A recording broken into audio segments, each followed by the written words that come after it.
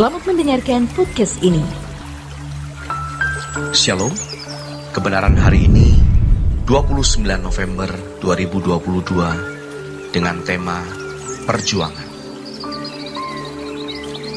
Bapak Ibu Saudara yang dikasihi oleh Tuhan, kesempatan untuk mengalami perubahan kodrat sungguh hal yang mahal.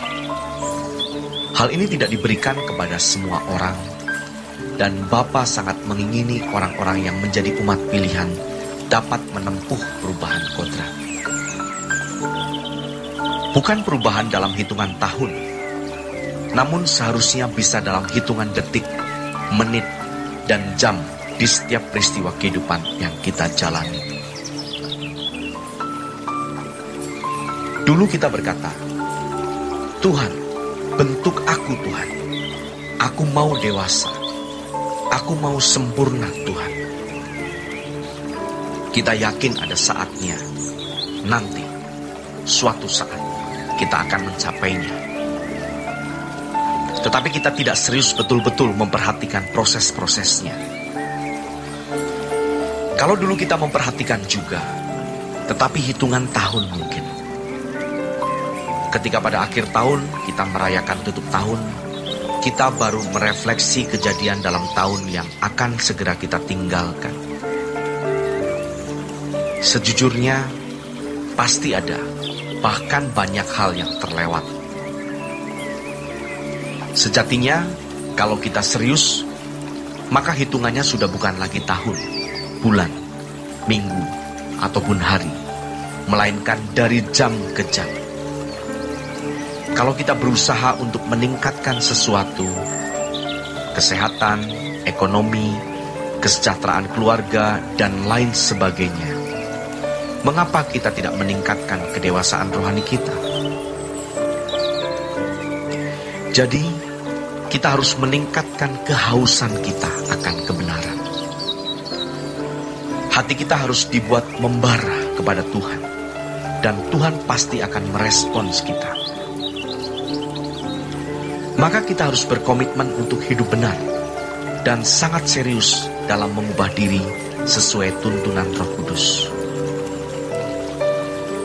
Misalnya, kita bisa lari 10 km per jam. Namun Tuhan berkata, ayo, lebih cepat lagi. Kamu bisa 20 km per jam. Namun kita masih santai dan berlama-lama. Maka Tuhan kembali berkata, cepat.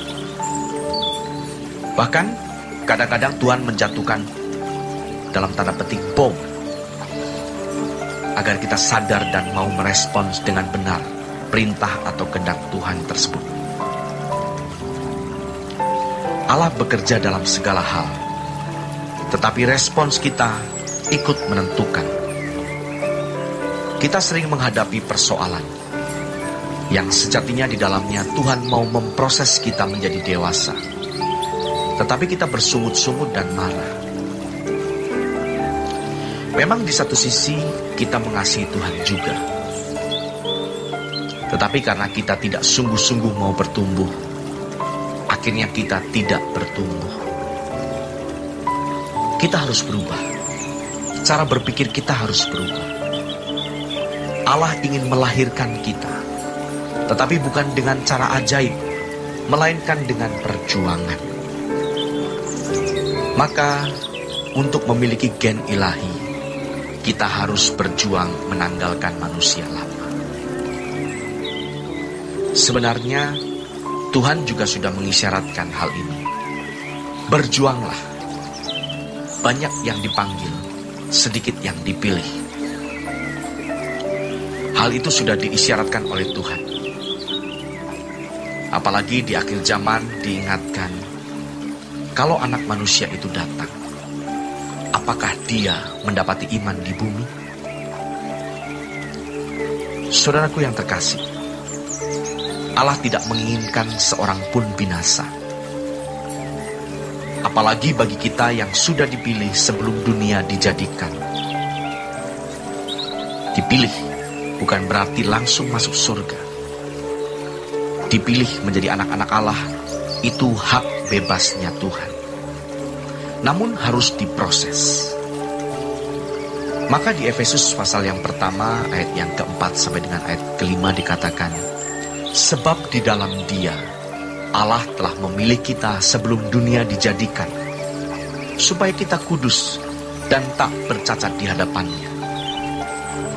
Dalam kasih, Ia telah menentukan kita dari semula oleh Yesus Kristus untuk menjadi anak-anak-Nya, sesuai dengan kerelaan kehendak-Nya. Tuhan memilih kita sebelum dunia dijadikan, supaya kita menjadi anak-anak Allah. Umat yang dipilih adalah kita, dan yang ditentukan adalah standarnya. Maka di Efesus pasal yang keempat ayat yang ke-20 dan sampai dengan ayatnya yang ke-24 dikatakan, tetapi kamu bukan demikian.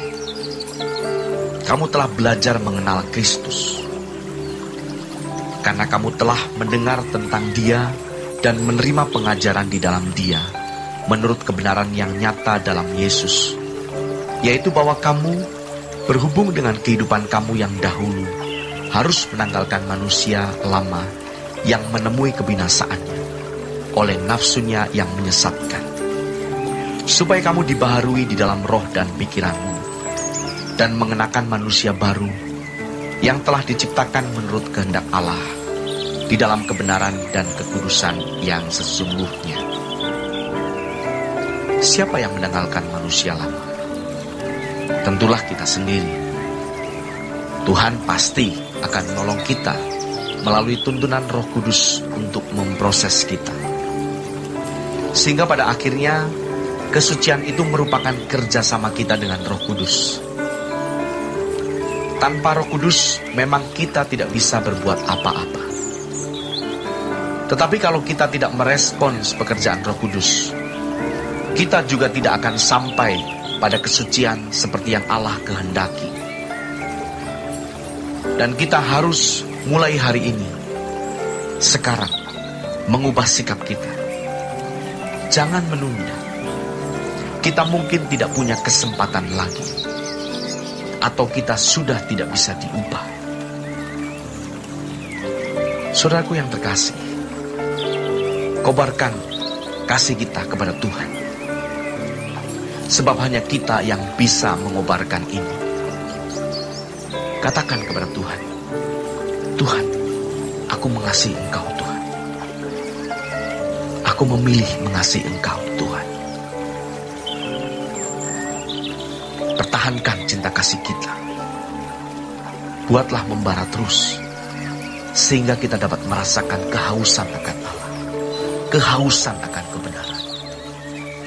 Dan kita pasti dipuaskan oleh Tuhan.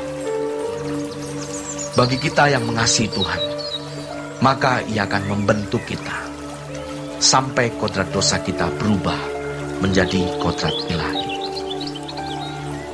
Demikianlah renungan pada hari ini. Tuhan Yesus memberkati.